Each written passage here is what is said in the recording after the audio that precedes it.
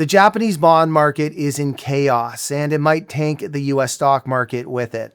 Let me explain. Yields on Japan's government bonds, also known as JGBs, are soaring. The 10 years hit 1.5%, the 30 years at 3.1%, and the 40 years at 3.6%, the highest in decades. So what's going on? Well, this week, Japan held a 20-year bond auction that flopped hard. It was the weakest since 1987, with a collapse in demand and a dismal bid-to-cover ratio.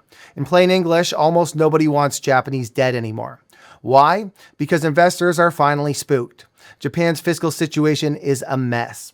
They have the highest debt to GDP ratio in the developed world, and now with geopolitical uncertainty, especially with Trump reshaping the global trade order, it is making buyers even more nervous. For years, the Bank of Japan papered over this with yield curve control, where they printed money and bought their own bonds to suppress yields all along the curve. But now inflation is back, consistently above 2%, and the BOJ is losing its grip.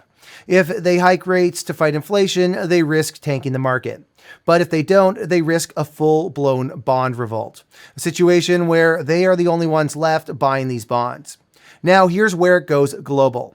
A ton of global capital flows through something called the yen carry trade, where investors borrow cheap yen to chase higher returns elsewhere, especially in US tech stocks. But rising JGB yields are finally starting to strengthen the yen, which threatens to blow up the carry trade. And that's where things get messy. The yen has been weakening for so long that even this recent strengthening is disruptive. The BOJ and Japan's Ministry of Finance are now reportedly intervening, selling US treasuries to prop up the yen and stabilize their currency. So what we're seeing now are two things happen at once. Rising Japanese yields are starting to strengthen the yen, killing the carry trade, but the yen is still fragile enough that Japan is dumping US treasuries to keep it from collapsing. And what happens when the BOJ sells US treasuries? US bond yields go up too.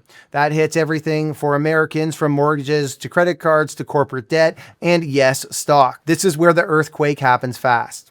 As capital exits US equities, it could feel like Black Monday all over again. And you will have weirdos like me all over your social media feeds talking about the big stock market crash. The bottom line is that Japan's bond market isn't just a local mess. It's a pressure point in the global financial system, and we are witnessing something that is decades in the making.